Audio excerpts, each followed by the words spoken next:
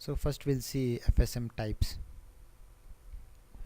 So generally we'll differentiate FSM in two ways. Okay, so one is Mealy machine and one is Moore machine. Okay, so what is the difference between these two? That is the important interview questions also. So starting with first Mealy machine, output of the Mealy machine will depend upon the current state as well as the present input, whereas in case of Moore state machine, the output of the Moore state machine depend upon the current state only. Now, as I told, so this is one difference. So as I told, the output of the Moore state machine depend upon the current state only. So the change in current state will happen at every clock cycle, because current state is the output of a sequential circuit. So this means that output of the current state will act as the input for the combinational block of the output logic of Moore state machine. So in that case, there is a chance of the glitch is negligible in case of Moore state machine. But coming to the Mealy state machine, where the output depend upon the input as well as the current state, so input may come at any time asynchronously. So as soon as there is change in input, that output should so change in output should reflect, right? We know that this is the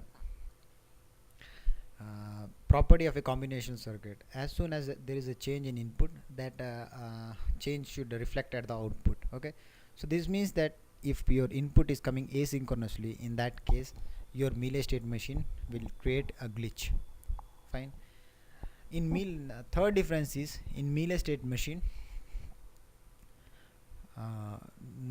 if there are n number of states will come, in Moore state machine you will get n plus 1 number of state. So you will get one extra state in Moore state machine, because as soon as there is a change in input, you are not going to evaluate the output. Okay, you are going to change the output only in the next state. So that is why you will get one extra state in the Moore state machine. Okay, basically, or you can say generally or typically, designer will go with the Moore state machine. But if there is asynchronous input, in that case it's better you go with Mealy state machine. So these are some difference which I explained you in Mealy state machine and Moore state machine. There are many differences, so which we'll see with the course of time. Okay, so what I analyzed, I have explained you the difference between Mealy and Moore state machine.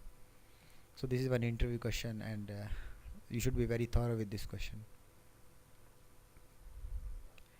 Now you are seeing one state machine here, so in which 1 2 3 4 5 states are there.